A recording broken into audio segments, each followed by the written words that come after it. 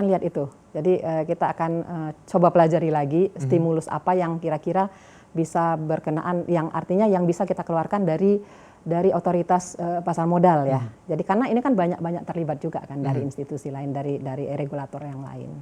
Ada kebijakan juga auto rejection bawah begitu yang dilakukan juga oleh otoritas jasa keuangan. Ada juga yang bekerja sama dengan tentunya Bursa Efek Indonesia melihat ini adalah sebuah peraturan yang anti badai begitu bisa dikatakan untuk menangkal dampak dari penurunan pasar. Seperti apa Anda melihatnya? Akankah sangat signifikan berdampak pada emiten-emiten ataupun berdampak pada pasar modal kita?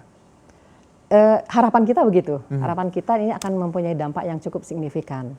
Seandainya ya mudah-mudahan tidak terjadi gitu kan ya. Kriteria itu akan benar-benar terjadi seperti penurunan indeks yang ternyata jatuh di bawah lebih dari 10%, itu kan akan tertahan dengan auto rejection yang hanya 10%. Jadi harapan kita tidak akan pernah indeks itu turun di bawah 10%. Karena kalau dia di bawah 10% itu artinya dia kena auto. Itu harapan kita. Oke, kalau untuk penahanan ya penghentian perdagangan yang dilakukan oleh tentunya Bursa Efek Indonesia dan tentunya sudah melakukan konsultasi dengan otoritas jasa keuangan. Bagaimana Anda melihat? Dalam waktu dekat ini belum kita lakukan penghentian dan sebagainya, karena menurut analisa kita sementara ini tidak seberbahaya itu. Jadi kita masih melihat ini sebenarnya masih efek dari kekhawatiran sesaat aja. Berarti memang Anda masih melihat ada optimisme para investor di tengah-tengah kondisi perekonomian global saat ini untuk masuk ke pasar Indonesia? Betul. Masih ada optimis. Karena secara fundamental perusahaan-perusahaan atau emiten-emiten kita masih cukup baik, masih cukup bagus. Kalau yang kemarin pada saat terjadi bisa dikatakan penurunan yang sangat dalam gitu yang terjadi di indeks harga saham gabungan, fenomena apa Anda melihat?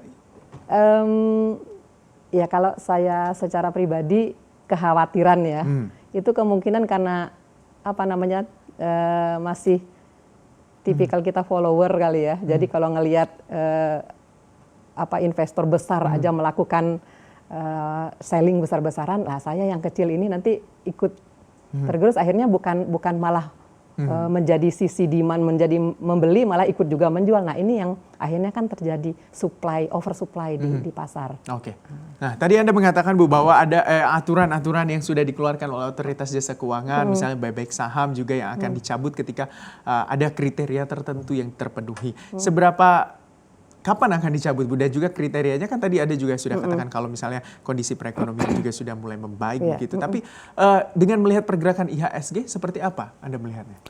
Di SE kita sendiri sudah ditegaskan bahwa SE itu akan berlaku 1 tahun, tetapi kita akan tetap evaluasi. Jadi kalau perkembangannya menjadi lebih baik, ini akan segera kita cabut. Artinya dia akan kembali ke POJK nomor 2 yang berlaku tadi, yang berlaku kriteria jika dia memenuhi indeks harga saham yang turun sampai 15%, tetapi yang kriteria yang kita keluarkan berdasarkan SE ini akan kita cabut. Oke, Bu Justini Septiana selaku Deputi Komisioner Pengawas Pasar Modal begitu Otoritas Jasa Keuangan. Anda melihat seberapa kuat sebenarnya pasar modal kita ini akan menghadapi badai ataupun tekanan sentimen global dari COVID-19?